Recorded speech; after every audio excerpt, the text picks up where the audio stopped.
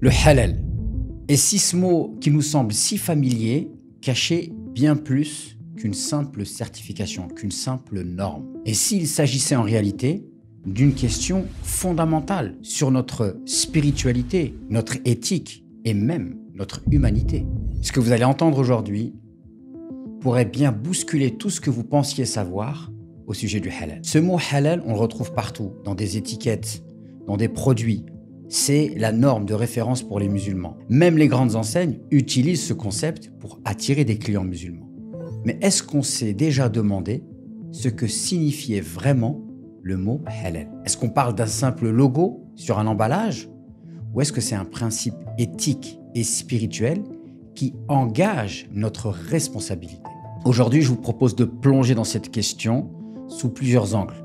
On va essayer d'aborder la question d'un point de vue théologique, mais aussi philosophique, historique et même économique. Et on verra aussi pourquoi ce que l'on mange influence bien plus que notre corps.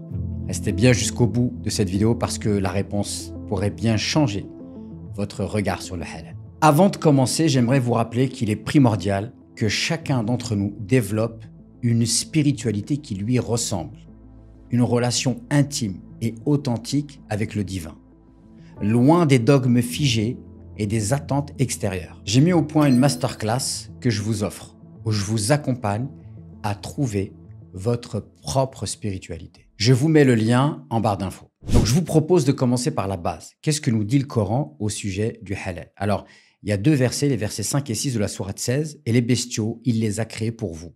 Vous en retirez des vêtements chauds, ainsi que d'autres profits, et vous en mangez aussi. Et là, c'est une phrase indépendante et ils vous paraissent beaux quand vous les ramenez le soir et quand vous les lâchez le matin au pâturage. Donc ici, en fait, en réalité, dans ce verset, il est question de la vie profane de l'être humain, puisqu'il est question de l'habillement, il est question de la nourriture, il est question même de l'interaction avec la nature. Et ce qui prouve que le Coran nous demande de vivre en harmonie avec cette nature. Le Coran nous demande d'apprécier la beauté de la nature.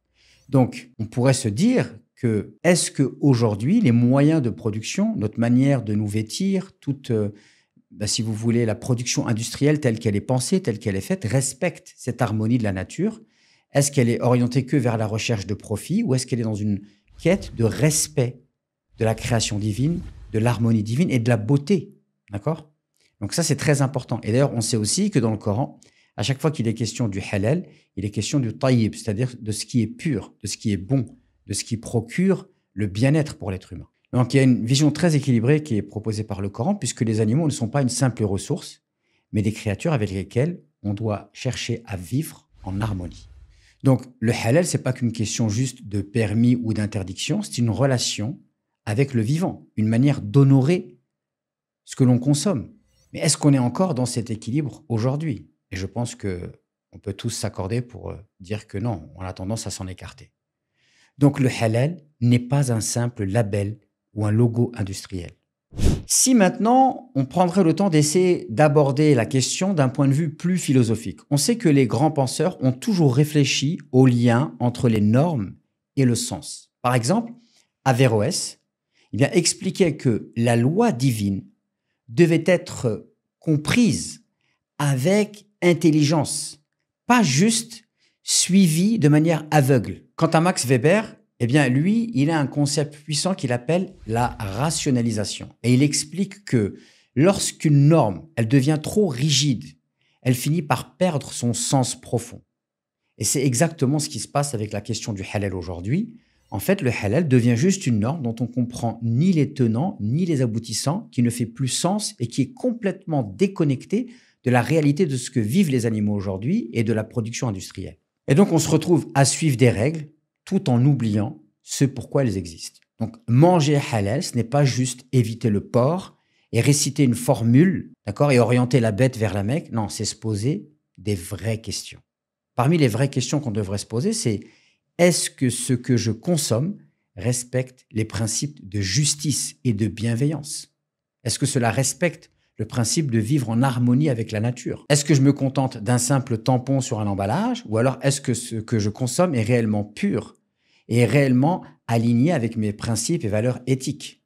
Maintenant, parlons d'un aspect dont on parle presque jamais, l'impact spirituel de ce que l'on mange. Dans toutes les traditions spirituelles, et cela est connu, on retrouve cette idée. On absorbe l'énergie de ce que l'on consomme. Ça veut dire que si vous mangez un animal qui a été dans de grandes souffrances, qui a vécu de la souffrance, qui a vécu dans la peur, qui a été maltraité, qui a été stressé, est-ce que vous pensez réellement que cette souffrance disparaît comme par magie, ça disparaîtrait comme ça? Bien évidemment, non.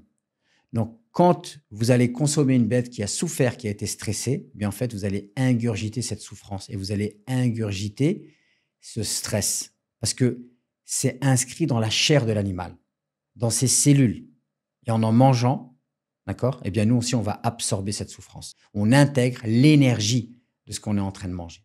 Alors, si on veut une nourriture qui nourrit réellement le corps et l'âme, est-ce qu'on ne devrait pas s'assurer qu'elle soit exempte de toute souffrance? Le halal, ce n'est pas juste ce qui est permis, mais c'est ce qui est pur, ce qui est sain, ce qui est bon. Il y a quelques années, j'ai pu rencontrer un éleveur en France. J'ai visité son exploitation où il avait des pratiques éthiques. Et ce qui m'avait marqué, c'est que pour le bien-être de ses bêtes, eh bien, il leur mettait de la musique classique. Et il nous avait expliqué clairement que cela avait un impact très puissant sur la qualité de la viande. Je propose de faire un petit bond en arrière parce que autrefois, le halal, c'était d'abord une affaire de proximité. On connaissait en fait l'éleveur. On savait comment l'animal avait vécu, comment il était nourri. Il y avait de la confiance, de la transparence. On savait que les éleveurs, c'était des gens qui faisaient ça de père en fils et c'était des gens qui étaient passionnés. Aujourd'hui, le halal, c'est devenu un marché ultra industrialisé. On achète de la viande, parfois même sous plastique, sans savoir comment l'animal a été traité. On ne sait même pas d'où il vient. Alors oui, vous allez me dire, c'est marqué halal sur l'étiquette, mais est-ce qu'on sait vraiment ce qu'on met dans nos assiettes? Soyons clairs, et vous le savez comme moi, le marché du halal, c'est d'abord une histoire de fric. C'est un business énorme. 7 milliards d'euros, c'est le chiffre d'affaires du marché du halal en France chaque année, soit 2 fois plus que le marché du bio. Et à votre avis, qui contrôle ce marché? Eh bien, ce sont principalement des grandes entreprises qui ne partagent pas nécessairement les valeurs éthiques du halal. Le problème, ce n'est pas que ces grandes entreprises existent, c'est que nous, en tant que consommateurs, nous n'interrogeons presque jamais leur impact. En réalité, on a le choix. Un achat, c'est pas juste une transaction, c'est un acte de foi, un engagement. En développant un achat responsable, on est en train de financer le halal que l'on souhaite voir émerger. Alors la vraie question c'est, est-ce qu'on veut juste un logo halal ou un halal qui respecte réellement nos valeurs? Est-ce qu'on veut continuer à enrichir des industriels sans éthique ou est-ce qu'on veut soutenir ceux qui font les choses bien? Donc vous l'avez bien compris, le halal c'est pas juste une norme, c'est pas juste un logo sur un emballage ou sur une étiquette. Non, en vérité, le halal, vous savez ce que c'est? C'est un miroir qui reflète nos valeurs profondes, nos choix et notre engagement spirituel. Chaque bouchée, chaque achat, chaque décision, c'est un acte de foi, une déclaration de qui on est et de ce qu'on défend. Aujourd'hui, oui, on a le pouvoir de changer les choses, de transformer une industrie pour qu'elle retrouve son sens originel.